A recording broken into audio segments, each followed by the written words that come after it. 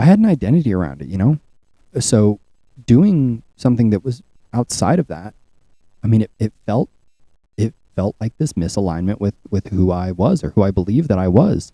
So it's no different than right now. I identify as this guy who that means something different in today's political culture. I identify as this person who like goes to the gym and meal preps and eats well and takes care of my body and all these different things. So it doesn't feel hard to do. It feels hard to not do it. It feels fucking weird to not do it. I'm really, really sore today from the gym the last couple days. I'm not going today because my body is beat to hell. So I'm just going to be doing some stretching and foam rolling, right? But that's how easy going to the gym is for me because it's become a part of my identity. Where that actually ended up getting in the way, and I do want to just say this, is that you probably need to develop an identity as someone who's not an addict or someone who is sober. And one of the things that I've seen in like 12 steps, because I've been to several sobriety meetings, both NA and AA with a loved one.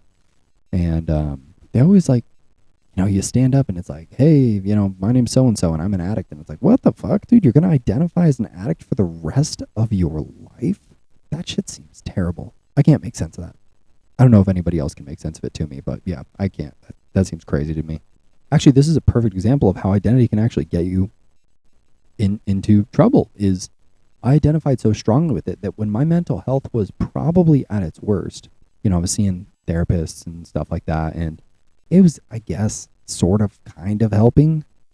But with what I was going through, I had been looking into psychedelic therapy since freshman year. I actually remember the first report that I did on it, and I was like, this is crazy.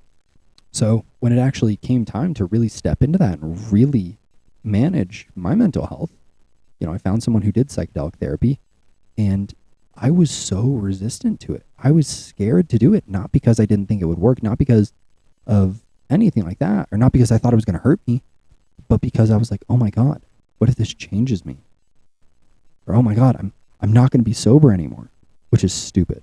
Because I freaking got my wisdom teeth taken out, and I was taking whatever Oxy something or other for that, and I didn't have any issue with that because I'm like, oh, my mouth is in pain, I need to take this medication. But I had all these mental blocks because of this identity as identifying as someone who's completely sober, that when my brain hurts or my brain is broken, I was like, oh my God, I can't do this thing that's going to fix it though, right? Hey guys, if you got some value out of that question, please share it to someone else who needs to hear it.